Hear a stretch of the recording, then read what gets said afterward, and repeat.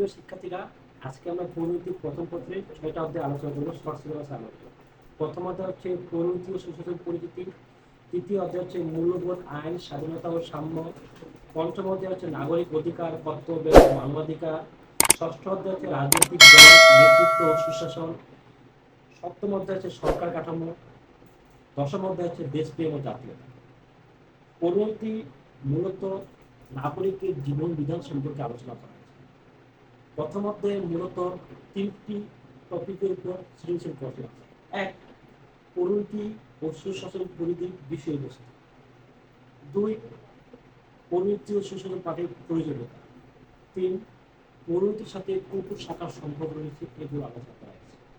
আমরা আগে প্রথমে জানি পরিণতির ইংলিশ হচ্ছে সিভিস।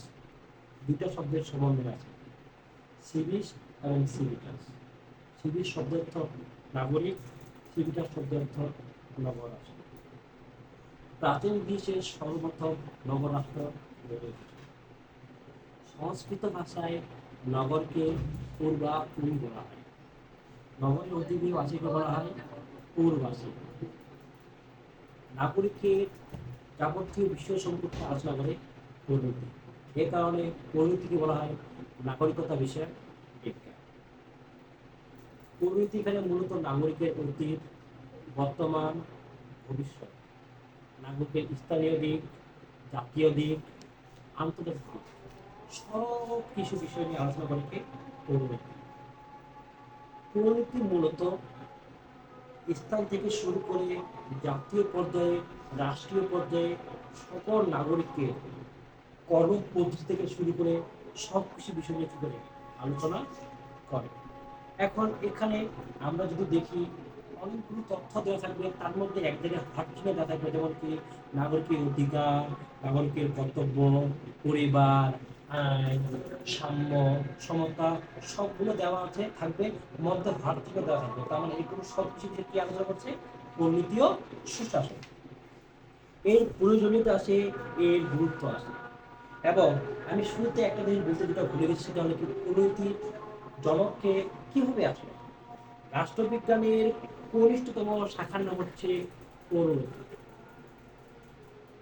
রাষ্ট্রবিজ্ঞান যদি এখানে বড় হয়, পরিণতি ছোট। রাষ্ট্রবিজ্ঞানের জনক যদি হয় এরিস্টটল, অবভিয়াসলি পরিণতির জনক হবে কি এরিস্টটল। কারণ মানুষ সামাজিক জীব, মানুষ সংবদ্ধ হয়ে বসবাস করে।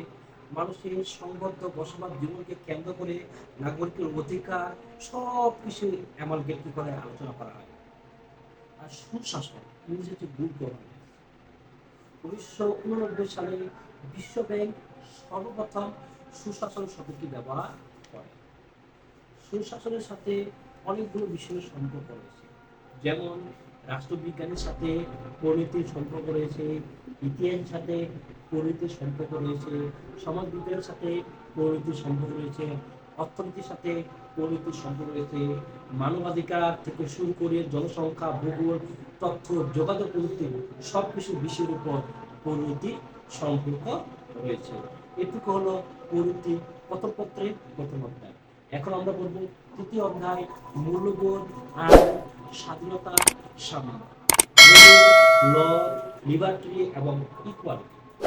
এখানে এই অধ্যায়ে যে গুরুত্বপূর্ণ টপিকগুলো আছে: 1, মূল্যবোধের বৈশিষ্ট্য; 2, মূল্যবোধের উপাদান; 3, মূল্যবোধের শ্রেণীবিভাগ; 4, মূল্যবোধের সাথে সুশাসনের সম্পর্ক কি; 5, গণতান্ত্রিক মূল্যবোধের গুরুত্ব ব্যাখ্যা করো; 6, আইন কাকে বলে; আইনের উৎস, আইনের সংজ্ঞা, আইনের যে উৎসগুলো দেশ এগুলোর ব্যাখ্যা; আইন মান্য করার কারণ; স্বাধীনতা কাকে বলে, স্বাধীনতার সংজ্ঞা, স্বাধীনতার প্রকারভেদ থেকে শুরু করে সাম্য কাকে বলে, সাম্যের প্রকারভেদ সম্পর্কে আমরা এই কি করবো, এই অধ্যায়ে আলোচনা করব।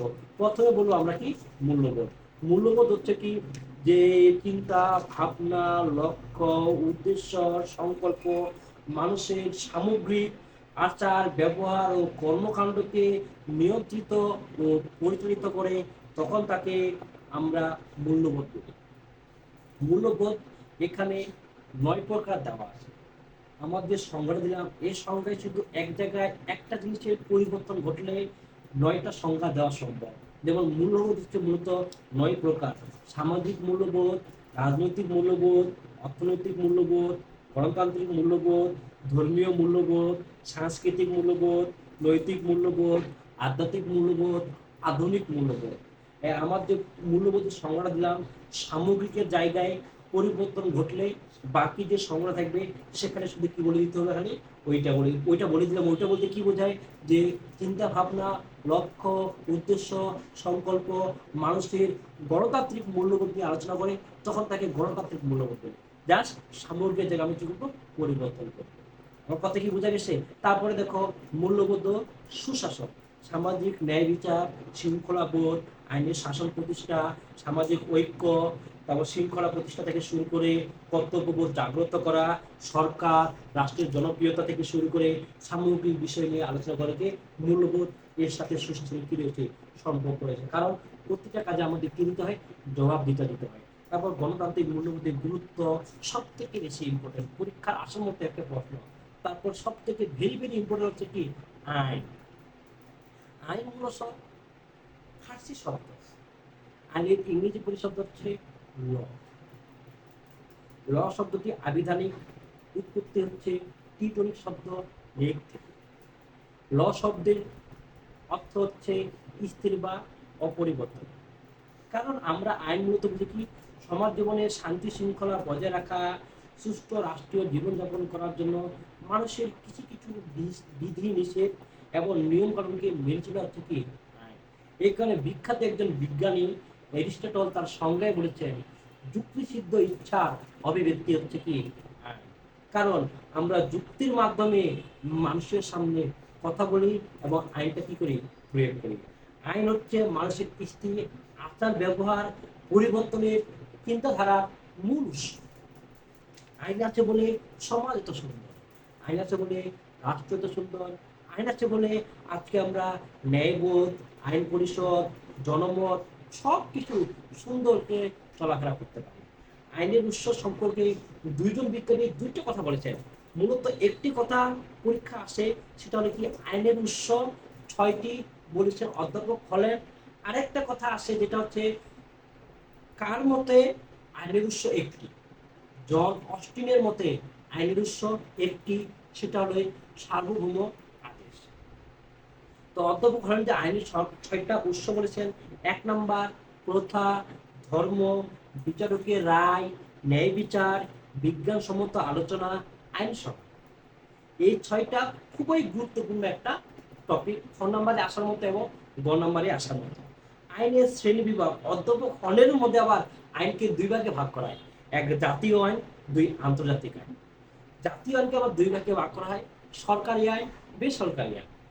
সরকারি আইনকে আবার 3 ভাগে ভাগ করা হয়, ফৌজদারি, প্রশাসনিক, সাংবিধানিক আইন। আইন মান্য করার কারণ কি, ব্যাখ্যা করা 4 নম্বরে আছে।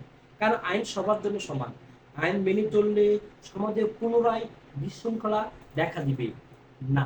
যদি আইন মেনে চলি তাহলে দেখা দিবে না, যদি আইন না মানি তাহলে দেখা দিবে না। লোক আইন মেনে চলে বলি, কেননা আইন মান্য করার কারণে রাষ্ট্র এত সুন্দর, সমাজ এত সুন্দর, মানুষ এত সুন্দর। নৈতিকতা, নৈতিকতার ইংরেজি প্রতিশব্দ হচ্ছে মোরালিটি। মোরালিটি আজ থেকে এসেছে, যার অর্থ সঠিক আচরণ ও চরিত্র। এখানে নৈতিকতা সম্পর্কে সক্রেটিস, প্লেটো, অ্যারিস্টটল অনেক কথা বলেছে। আমরা যে একটা সংখ্যা সবসময় মনে রাখবো, 2টা সংখ্যা, এখানে নৈতিকতা 2টা সংখ্যা সব থেকে মনে রাখা খুবই জরুরি, এবং পরীক্ষা আসবেই একটা না একটা। সব গুণের জ্ঞান প্রত্যেকটি কাজ। নীতিবিদ মোর একটা সংজ্ঞা দিয়েছেন, শুভর প্রতি অনুরাগ, অশুভর প্রতি বিরাগী হচ্ছে কি। আইনের সাথে নৈতিকতার সম্পর্ক একে অপরে কি পরীক্ষা। কারণ রাষ্ট্রবিজ্ঞানী নিকোলো ম্যাকিয়াভেলি বলেছেন, জাতি রাষ্ট্রের স্বপ্নদ্রষ্টা। এখানে আইন নৈতিকতা থাকবে বাধ্যতামূলক। এর পরের টপিক হচ্ছে স্বাধীনতা। লিবার থেকে এসেছে ল্যাটিন শব্দ, যার অর্থ স্বাধীন। মানুষের ইচ্ছা অনুযায়ী কিছু বলা বা করার ক্ষমতাকে আমি কি বলবো, স্বাধীনতা বলবো। স্বাধীনতা মূলত 7 প্রকার। ব্যক্তি বা পৌর স্বাধীনতা, 2 প্রাকৃতিক স্বাধীনতা, 3 আইনগত স্বাধীনতা, 4 সামাজিক স্বাধীনতা, 5 রাজনৈতিক স্বাধীনতা, 6 অর্থনৈতিক স্বাধীনতা, 7 জাতীয় স্বাধীনতা। স্বাধীনতা রক্ষা কবচ হচ্ছে আইন, কারণ আইনের দ্বারা আমরা স্বাধীনভাবে সুন্দরভাবে সমাজে কি করতে পারি, বসবাস করতে পারি। এই কারণে স্বাধীনতা রক্ষা কবচ কাকে বলা হয়? আইন। সংরক্ষণের বিশেষ ব্যবস্থা ব্যতীত অধিকাংশ লোক স্বাধীন উপভোগ করতে পারে না, কারণ সবার স্বাধীনতা থাকে না।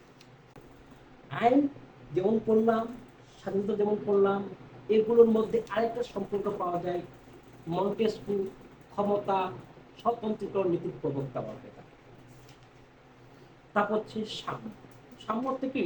সমান। সাম্য বলতে সব মানুষ সমান। গণতান্ত্রিক মূল্যবোধ নীতি অনুসারে জাতি, ধর্ম, বর্ণ, স্ত্রী পুরুষ নির্বিশেষে সকলের সমান সুযোগ সুবিধা প্রদানের ব্যবস্থাকে আমি কি বলবো? সাম্য। সাম্য 6 প্রকার: স্বাভাবিক সাম্য, সামাজিক সাম্য, অর্থনৈতিক সাম্য, রাজনৈতিক সাম্য, আইনগত সাম্য, নাগরিক বা ব্যক্তিগত সাম্য। এই হচ্ছে আমাদের তৃতীয় অধ্যায়।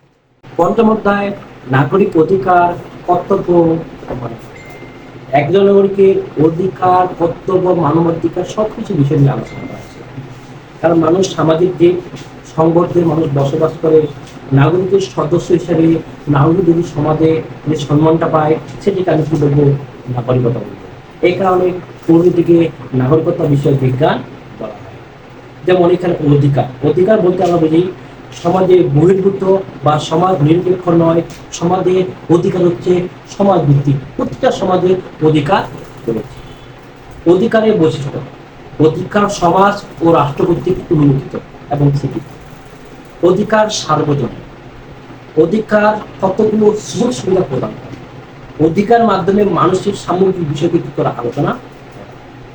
অধিকারকে মূলত এখানে 2 ভাগে ভাগ করা হয়: 1 নৈতিক অধিকার, 2 আইনগত অধিকার। নৈতিক অধিকার বলতে কি বুঝি? ভিক্ষুককে ভিক্ষা দিবা, দিলে দিবা, না দিলে নাই, এখানে তুমি আইন কোনো বাধ্যতামূলক করবে না, আইন তোমাকে ধরে নিয়ে যাবে না। কিন্তু আইনগত অধিকার তোমাকে মানতেই হবে। আবার এখানে আইনগত অধিকার বিশেষ কয়েক ভাগে ভাগ করে: সামাজিক অধিকার, রাজনৈতিক অধিকার, অর্থনৈতিক অধিকার, সাংস্কৃতিক অধিকার, বিভিন্ন অধিকার রয়েছে। এগুলো আমরা সমাজে পেয়ে থাকি, এগুলো সত্য দরকার। অধিকার রক্ষা হচ্ছে হচ্ছে আইন, কারণ আমার অধিকারগুলো আইনের দ্বারা কি হয়? পরিচালিত হয়। আমি আমার অধিকারগুলো আইনের দ্বারাই পাই। আবার এই অধিকারগুলো ভোগ করার জন্য 2009 সালে 6 এপ্রিল নাগরিক তথ্য অধিকার আইন করা হয়, তৈরি করা হয় বাংলাদেশে, যা বর্তমানে এখন পালিত হচ্ছে মানুষের নিরাপত্তা প্রদানের জন্য। নাগরিকের কর্তব্য, কর্তব্য হচ্ছে কি? অধিকারের পাশাপাশি যেমন কর্তব্যগুলো পালন করতে হয়, মানে মানুষের কিছু দায়িত্ব বহন করা। আর কর্তব্য এখানে 3 প্রকার: সামাজিক, রাজনৈতিক, অর্থনৈতিক। আবার অন্যান্য দুধ কর্তব্য রয়েছে, একটা আইনগত কর্তব্য, একটা নৈতিক কর্তব্য। এগুলো সবসময় মানতে হবে এবং জানতে হবে এবং করতেই হবে। মানবাধিকার 2010 সালে 1948 সালে 10 ডিসেম্বর মানবাধিকার প্রতিষ্ঠা করা হয়। মানবাধিকারের মাধ্যমে আমরা মানুষের সাথে নারী পুরুষের সমান অধিকার ভোগ করতে পারি। এটা হলো কি পঞ্চম অধ্যায়ের মূল আলোচ্য বিষয়। এরপর আমরা ষষ্ঠ অধ্যায়। ষষ্ঠ অধ্যায় একটু ডিফিকাল্ট, অধ্যায়ের মধ্যে অনেক কিছু কি বলবো, রাজনৈতিক কিছু কর্মকাণ্ড নিয়ে আলোচনা করা হয়েছে, রাজনৈতিক দল, নেতৃত্ব এবং কি সুশাসন। এই অধ্যায়ের সবচেয়ে গুরুত্বপূর্ণ কথা হচ্ছে গণতান্ত্রিক রাষ্ট্রের রাজনীতির বৈশিষ্ট্য। 2 নম্বর সুশাসন প্রতিষ্ঠায় চাকচিৎকারী ঘনিষ্ঠ। 3 নম্বর নেতৃত্ব প্রয়োজনীয় গুণাবলী ব্যাখ্যা করো।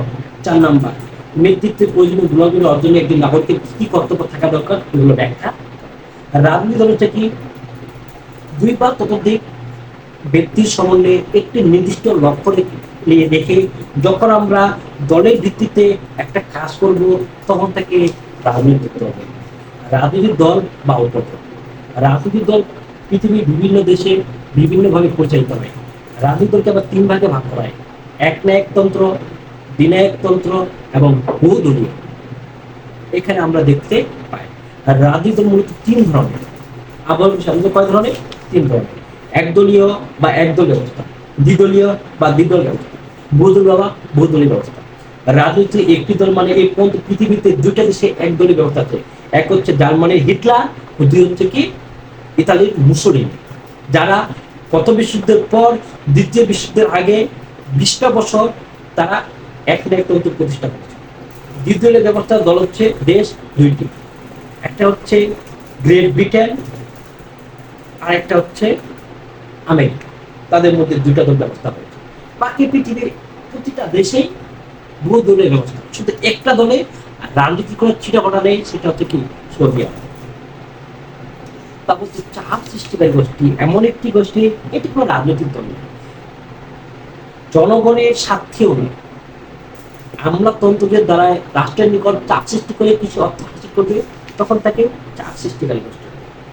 সুশাসন পরিষ্কার চাপ সৃষ্টিকারী গুরুত্ব রয়েছে। নেতৃত্ব, নেতার গুণাবলীকে আমি কি বলবো? নেতৃত্ব। নেতৃত্ব কয় ধরনের? 4 ধরনের। বিশেষ কোনো নেতৃত্ব, বিশেষ জ্ঞান অর্জনের মাধ্যমে যখন তারা নেতৃত্ব দেবেন, ডাক্তার, শিক্ষক, চিকিৎসক, এগুলো বিশেষ কোনো নেতৃত্ব। 2 নম্বর রাজনীতিতে পটু, রাজনীতির দক্ষ, রাজনীতির মাধ্যমে সমাজকে পরিচালিত করতে পারে, তখন থেকে রাজনৈতিক নেতৃত্ব। যেমন হচ্ছে বঙ্গবন্ধু শেখ মুজিবুর রহমান, জিয়াউর রহমান, মহাত্মা গান্ধী, এগুলো হচ্ছে রাজনীতির নেতৃত্ব। 3 নম্বর সম্মানিত নেতৃত্ব, যাদের বিশেষ বক্তৃতার উপর ভিত্তি করে সারা পৃথিবীতে আজকে স্মরণীয় হয়ে গেছেন, যেমন নেলসন ম্যান্ডেলা, বঙ্গবন্ধু শেখ মুজিবুর রহমান। শেরে বাংলায় কে খুঁজল, তাকে বাংলার বাঘ বলা হয়। সম্মানিত নেতৃত্বের অপূর্ণবর্তী জাতিগুলো নেতৃত্ব, সর্বশেষ প্রশাসনের নেতৃত্ব। এই যে আমরা যে সেনাবাহিনী, নৌবাহিনী, বিমান বাহিনী, এদেরকে যারা নেতৃত্ব দেয় তাদেরকে বলে প্রশাসনিক নেতৃত্ব। সুশাসন প্রতিষ্ঠায় নেতৃত্বের গুরুত্ব সব থেকে ভূমিকা পালন, এটা ছড়া দেওয়া হবে। সাথে হচ্ছে সরকার কাঠামো, সরকারকে পরিচালনা করা। সরকার কাঠামোর মূল বিষয় হচ্ছে 3টা। 1, আইন বিভাগ, শাসন বিভাগ, বিচার বিভাগ। আইন বিভাগের গুরুত্ব, শাসন বিভাগের গুরুত্ব, বিচার বিভাগের গুরুত্ব। কারণ সরকার হলো রাষ্ট্রের মুখপাত্র, রাষ্ট্রের সকল কিছু বিষয় নিয়ে আলোচনা করেন সরকারের কাছে। আর সরকার পরিচালনা করার মাধ্যম কি? আইন বিভাগ, শাসন বিভাগ, বিচার বিভাগ। আধুনিক সরকার গঠনের মাধ্যম 2টি। এক হচ্ছে গণতন্ত্র, 2 হচ্ছে স্বৈরতন্ত্র। জনগণের দ্বারা যেটা পরিচালিত হয়েছে সেটা গণতন্ত্র বা সমাজতান্ত্রিক সরকার, যেটা রাজ্যের মানুষের দ্বারা স্বৈরতন্ত্র প্রতিষ্ঠা করা ছিল রাজনৈতিক। গণতন্ত্র 2 ধরনের, প্রত্যক্ষ গণতন্ত্র, পরোক্ষ গণতন্ত্র। প্রত্যক্ষ মানে সরাসরি, পরোক্ষ মানে কারো মাধ্যমে। এবং গণতন্ত্রের গুরুত্ব হিসেবে গণতন্ত্রের অনেক কিছু বিষয় নিয়ে আলোচনা করার বিষয় রয়েছে। তারপর হচ্ছে কি আইন, শাসন বিভাগ, বিচার বিভাগের পরিচালনা করার জন্য সাধারণত এক সংসদীয়, 2 মন্ত্রী পরিষদ সাহিত্য বা সংসদীয় সাহিত্য সরকার ব্যবস্থা, 2 হচ্ছে রাষ্ট্রপতি শাসিত সরকার ব্যবস্থা। রাষ্ট্রপতি দেশকে পরিচালনা করে, রাষ্ট্রপতি। যদি প্রধানমন্ত্রী দেশকে পরিচালনা করে, সেটা হবে কি সংসদীয় সাহিত্য কি সরকার ব্যবস্থা। এবং বর্তমানে বহির্বিশ্বে মূলত রাষ্ট্রপতি সাথে সরকার ব্যবস্থা খুব কমই দেখা যায়, কিন্তু সংসদীয় সরকার ব্যবস্থা বহির্বিশ্বে খুব আলোচিত করা হয়েছে, যা পৃথিবীতে সবাই কি পরিচালনা করা হয়। এর মাধ্যমে সরকার গঠন করা, সরকার জনমত গঠন করা, সবকিছু পরিচালনা করা হয়। তারপর এই অধ্যায়ের সর্বশেষ অধ্যায় হচ্ছে জাতি, জাতীয়তা, দেশ। জাতি এবং জাতীয়তার মধ্যে পার্থক্য আছে। জাতি হচ্ছে কি রাজনৈতিক সুসংগঠিত সমাজকে জাতি বলে, আর জাতীয়তা হচ্ছে কি সব কিছু বিষয় নিয়ে করা আলোচনা করা, একে অপরের পরিপূরক। জাতি এবং কি জাতি, জাতি ইংলিশ হচ্ছে নেশন, জাতীয়তা ইংলিশ হচ্ছে কি ন্যাশনালিটি। 2টাই ন্যাশনাল শব্দ থেকে এসেছে, যার অর্থ হচ্ছে চরম। কথা কি বোঝা গেছে? এখন জাতি এবং জাতীয়তার মধ্যে আমরা কিছু সংজ্ঞা পাবো, বৈশিষ্ট্য পাবো, এগুলো মনে রাখতে হবে। জাতীয়তা থেকে জনসমাজ লাগবে, রাজনৈতিক চেতনা লাগবে, প্লাস রাজনৈতিক সংগঠন এবং স্বাধীনতা। জাতীয় জাতীয়তা হতে গেলে মূলত রাষ্ট্রগুলো লাগবে 4। 1 নম্বর নির্দিষ্ট ভূখণ্ড, সরকার, জনগণ, সার্বভৌমত্ব এবং একটি দেশের কি লাগবে, সবকিছু বিষয়ে আলোচনা করা হয়। আগে জাতীয়তা, তারপর হচ্ছে কি জাতি। আগে রাজনৈতিক চেতনা, তারপর হচ্ছে রাজনৈতিক সংগ্রাম। তারপর মানুষ সুন্দরভাবে বসবাস করতে হবে। একটা হচ্ছে মানসিক ধারণা হচ্ছে জাতীয়তা, আর পরিণত ধারণা হচ্ছে কি জাতি। তারপর দেশকে আমরা কি করবো, সুন্দর করে পরিচালনা করবো, রাষ্ট্রীয় সত্যদশায় দেশকে পালন করবো, দেশকে সব কিছু বিষয় নিয়ে আলোচনা করবো। জাতীয়তার পরে হচ্ছে বংশগত ঐক্য, ভাষা, আচরণ, ধর্মগত, বৈপরীত ইত্যাদি বিষয় নিয়ে কি করা হয়, আলোচনা করা হয়। তারপর হচ্ছে দেশপ্রেম। দেশপ্রেম ভাই আমাদের প্রত্যেক দেশকে ভালোবাসা উচিত। দেশের জন্য, দেশের প্রত্যেকটা ব্যক্তির জন্য, তোমার আমাদের মা বাবা হচ্ছে সব থেকে আমাদের আপন, পৃথিবীর সর্বশ্রেষ্ঠ আপন হচ্ছে তোমার বাবা। ঠিক দেশপ্রেম সম্পর্কে রবীন্দ্রনাথ ঠাকুর 2টা উক্তি দিয়েছেন তার কবিতার মধ্যে। সার্থক জন্ম আমার জন্মে শিয়ে গেছে, সার্থক মাকে তোমায় ভালোবাসে। ও আমার দেশের মাটি তোমার করে ঠেকায় না, তোমাকে বিশ্ব বলি, তোমাকে বিশ্ব বলে বাঁচে। দেশপ্রেমের সাথে আবার জাতির সম্পর্ক রয়েছে। তো আমরা এই হচ্ছে মূলত পরিণতির শর্ট সিলেবাসের আলোকে ছয়টা অধ্যায়ের মূল আলোচ্য বিষয়। এই টপিকগুলো ভালো করে পড়লে আমরা এই অধ্যায়গুলো সম্পর্কে বিস্তারিত ধারণা রাখতে পারি। পাশাপাশি বইয়ের আলোকে পড়লে আলহামদুলিল্লাহ আমরা সুন্দর প্রিপারেশন নিতে পারি। ধন্যবাদ সবাইকে, দেখা হবে পরবর্তী ভিডিওতে।